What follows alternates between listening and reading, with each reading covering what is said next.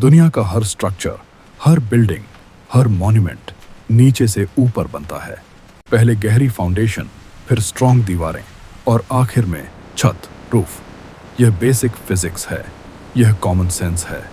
लेकिन क्या हो अगर मैं आपसे कहूं कि इंडिया के महाराष्ट्र में एक ऐसी जगह है जहां एंशिएंट इंजीनियर्स ने आसमान से शुरुआत की।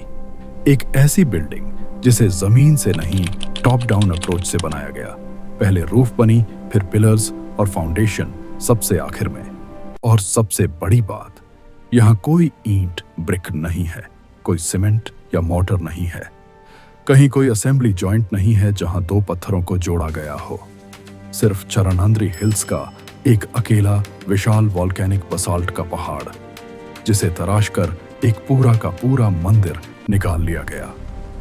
वेलकम टू एल्लोरा की केव नंबर 16, द कैलासा टेम्पल। एक आर्किटेक्चरल मिरेकल जिसे बनाने का तरीका आज तक मॉडर्न साइंस पूरी तरह डिकोड नहीं कर पाई।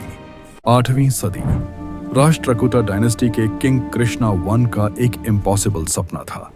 वह चाहते थे कि लॉर्ड शिवा का सेलेस्टियल घर माउंट कैलाश धरती पर उतर आए, और इसके लिए शुरू हुआ ह्यूमन हिस्ट्री का सबसे डेयरिंग रॉक कट एक्सकेवेशन। आपको लगता होगा कि मजदूर आए, चिजल्स उठाई और पत्थर काटने लगे, पर जरा इसकी मैथ्स समझिए। आर्कियोलॉजिस्ट्स और जियोलॉजिस्ट्स का एस्टिमेट है कि इस मंदिर को कार्व करने के लिए पहाड़ से लगभग 4 लाख टन सॉलिड रॉक काटकर बाहर निकाला गया था। हिस्ट्री कहती है कि यह मंदिर सिर्फ 18 साल में तैयार हो गया था। अगर हम कैलकुलेट करें तो इसका मतलब है कि मजदूरों ने हर दिन करीब 60 टन पत्थर काटा और साइट से बाहर निकाला, दिन और रात, बिना रुके, बिना मॉडर्न मशीनरी, अर्थ मूवर्स या डायमंड टिप्ड ड्रिल्स के, सिर्फ चिजल और हैमर। यह मैकेनिकली इम्पॉसिबल लगता है, और उससे भी बड़ा रहस्य, वह 4 लाख टन मलबा, डिब्री गया कहां? आसपास के 50 किलोमीटर के रेडियस में उस कांटे हुए पत्थर का एक भी क्लियर ट्रेस नहीं मिलता, जैसे वह विशाल रॉक हवा में इवेपोरेट हो गया हो। कैलासा को समझने के लिए आपको उसके मास्टर आर्किटेक्ट के दिमाग को पढ़ना होगा। कल्पना कीजिए क्लिफ के टॉप से काम करने का एक्सट्रीम प्रेशर। यहाँ कोई 3D मॉडलिंग सॉफ्टवेयर नहीं था, कोई Ctrl+Z या अंडू बटन नहीं था, क्योंकि आप नया पत्थर जोड़ नहीं सकते, आप केवल पत्थर हटा सकते हैं। हर डिमेंशन, हर पिलर सब्ट्रैक्शन से बना। टेम्पल कोर्टयार्ड लगभग 82 मीटर्स लंबा और 46 मीटर्स चौड़ा है, और उस ट्रेंच के बीच खड़ा है मेन टेम्पल, लगभग 10 स्टोरी बिल्डिंग, करीब 100 फीट जितना ऊंचा। एक मास्टर आर्किटेक्ट को ठीक ठीक पता होना चाहिए था कि 100 फीट नीचे जाकर पिलर कहां आएगा, ताकि वह छत को सपोर्ट कर सके। Pillars, connecting bridges, intricate balconies, hidden staircases और ड्रेनेज सिस्टम्स, गारगॉयल्स, सब पत्थर के अंदर ड्रिल किए गए हैं। सोचिए, जब हजारों लोग अलग अलग लेवल्स पर कार्विंग कर रहे थे, तो अलाइनमेंट कैसे मेंटेन हुई? यह सिर्फ आर्किटेक्चर नहीं है, यह स्पेस और ज्योमेट्री को हैक करने का एक एंशिएंट मास्टर क्लास है। अगर आप कैलासा को ऊपर से देखें तो यह एक साउथ इंडियन द्रविडियन स्टाइल का कंप्लीट टेम्पल कॉम्प्लेक्स लगता है, जो आयरॉनिकली नॉर्थ वेस्टर्न इंडिया में बनाया गया। एंट्रेंस गेटवे पर आपको मिलेंगे 2 टावरिंग ध्वजस्तंभास, विक्ट्री पिलर्स, लगभग 50 फीट ऊंचे, और ये भी जमीन से नहीं बने, उसी पहाड़ का हिस्सा हैं। लेकिन जब आप बेस पर आते हैं तब असली मैजिक दिखता है। मेन श्राइन के बेस पर लाइफ साइज हाथियों, शेरों और मिथिकल क्रीचर्स की 3D कार्विंग्स हैं। इनका डिटेल इतना फ्लॉलेस है कि लगता है जैसे पत्थर के जायंट हाथियों ने पूरे 100 फुट मंदिर का भार अपने कंधों पर उठाया हो। और वॉल्स पर भारत का पूरा इतिहास और मिथोलॉजी कार्व्ड है। एक तरफ महाभारत के डायनामिक युद्ध के सीन्स, दूसरी तरफ रामायण, और इन सब के बीच एक मास्टर पैनल, रावणानुग्रहा, जहां डीमन किंग रावणा माउंट कैलाश को हिलाने की कोशिश कर रहा है और लॉर्ड शिवा अपने पैर के अंगूठे से पहाड़ को दबाकर उसे शांत कर देते हैं। इस मंदिर की इंडेस्ट्रक्टिबल ताकत का सबसे बड़ा प्रूफ हिस्ट्री के पन्नों में दर्ज है।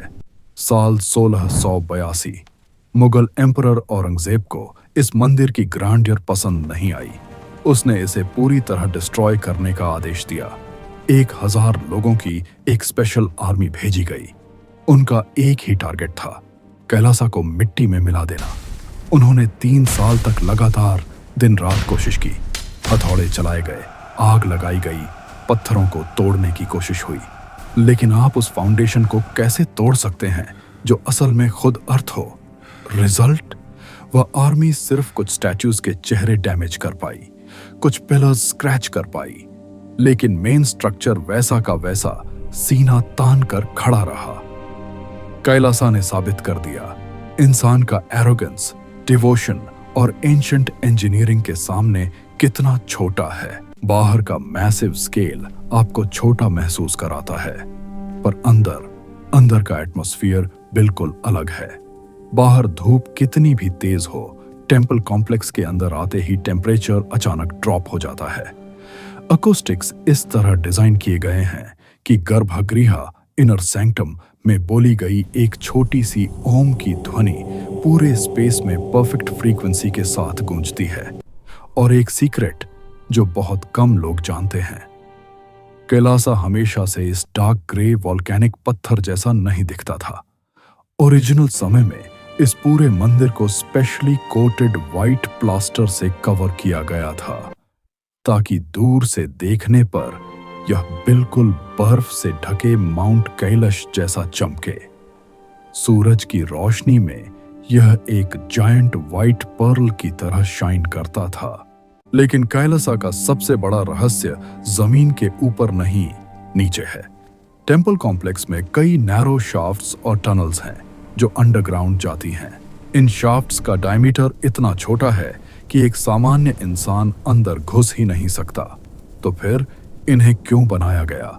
कई वेंटिलेशन होल्स ऐसी जगहों पर हैं जहां हवा का आना साइंटिफिकली इम्पॉसिबल लगता है, जब तक नीचे एक पूरा सबटेरेनियन नेटवर्क ना हो।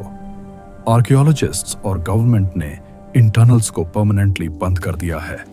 थियोरीज कहती हैं कि नीचे एक और दुनिया है, एक अंडरग्राउंड सिटी या ड्रेनेज और एनर्जी सिस्टम। बिना हेवी मशीनरी के बासल्ट रॉक में इतनी परफेक्टली वर्टिकल शाफ्ट्स ड्रिल करना आज की सिविल इंजीनियरिंग को भी चैलेंज करता है। सैटेलाइट इमेजरी और ड्रोन मैपिंग ने एक अजीब तथ्य रिवील किया है। अगर आप कैलासा टेंपल को ऊपर से अलाइन करें तो यह परफेक्टली कार्डिनल डायरेक्शंस के साथ बैठता है, जैसे किसी ने कॉस्मिक ग्रिड या 3D मंडाला धरती पर प्रिंट कर दिया हो। और दूसरी बात, अर्थक्वेक्स। यह रीजन साइज्मिक फॉल्ट लाइंस के पास है। सदियों में कई भूकंप आए, आसपास के स्ट्रक्चर्स टूट गए, पर कैलासा को एक स्क्रैच तक नहीं आया। क्यों? क्योंकि वाइब्रेशन उन बिल्डिंग्स को तोड़ती है जहां जॉइंट्स होते हैं। कैलासा में एक भी जॉइंट नहीं है। यह एक मोनोलिथ है, एक सिंगल रॉक। जब अर्थक्वेक आता है तो पूरा मंदिर पहाड़ के साथ एक यूनिट की तरह वाइब्रेट करता है। एंशिएंट आर्किटेक्ट्स को यह पता था। उन्होंने नेचर से लड़ने के बजाय नेचर के रूल्स को अपनाया। और अगर आपको लगता है कि यह सिर्फ हार्ड वर्क था, तो जरा इसके डिजाइन को करीब से देखिए। कैलासा टेंपल की कार्विंग्स और स्ट्रक्चर में फ्रैक्टल ज्योमेट्री का प्रयोग दिखाई देता है, एक ऐसी मैथमेटिकल कॉन्सेप्ट जिसे आम दुनिया ने 20th सेंचुरी में जाकर समझा। फ्रैक्टल्स का अर्थ है एक ऐसा पैटर्न जहां छोटा हिस्सा अपने बड़े हिस्से की एग्जैक्ट कॉपी होता है। टेंपल के मुख्य शिखर, मेन स्पायर पर ध्यान दीजिए। बड़े शिखर के भीतर छोटे छोटे शिखार्स कार्व्ड हैं, और उन छोटे शिखार्स के भीतर और भी छोटे शिखार्स। यह केवल डेकोरेशन नहीं है, यह एक गहन एंशिएंट फिलॉसफी को पत्थर में अभिव्यक्त करता है कि जो इस पूरे यूनिवर्स में है वही एक छोटे से एटम में भी विद्यमान है। माइक्रोकॉस्म और मैक्रोकॉस्म का परफेक्ट रिफ्लेक्शन। जिस कंसेप्ट को मॉडर्न सुपर कंप्यूटर्स आज 3D मॉडलिंग और कॉम्प्लेक्स सिमुलेशंस के लिए यूज करते हैं, उसे एंशंट सनातनी आर्किटेक्ट्स ने पत्थर में कैलकुलेट करके हमेशा के लिए अमर कर दिया। आज भी इंजीनियर्स, स्ट्रक्चरल एक्सपर्ट्स और हिस्टोरियंस यहाँ आते हैं। वे ब्लूप्रिंट्स बनाते हैं, लेजर स्कैनिंग करते हैं, थ्योरीज देते हैं। इंटरनेट पर ancient aliens, lost laser technology और सोनिक वाइब्रेशंस की कहानियां भरी पड़ी हैं। क्यों? क्योंकि मॉडर्न माइंड ये मानने को तैयार नहीं कि हमारे एंसेस्टर्स हमसे ज्यादा एडवांस्ड हो सकते थे। शाम का सूरज जब एलोरा की इन गुफाओं पर पड़ता है और हवा कॉरिडोर्स से गुजरती है, तो लगता है जैसे ये पहाड़ आज भी सांस ले रहा है। कैलासा सिर्फ एक पुराना मंदिर नहीं है, यह समय, टाइम को फ्रीज करने का एक सफल प्रयास है। यह एक सवाल है जो हर आने वाली जनरेशन से पूछा जाएगा। क्या आज की ह्यूमैनिटी अपनी मॉडर्न टेक्नोलॉजी और एआई के बावजूद सिर्फ चिजल और हैमर के दम पर ऐसी कोई चीज बना सकती है? कैलासा एक कलाकार की चिजल से निकली हुई एक शांत दहाड़ है, जो तब तक गूंजती रहेगी जब तक इस धरती पर पत्थर बचे हैं।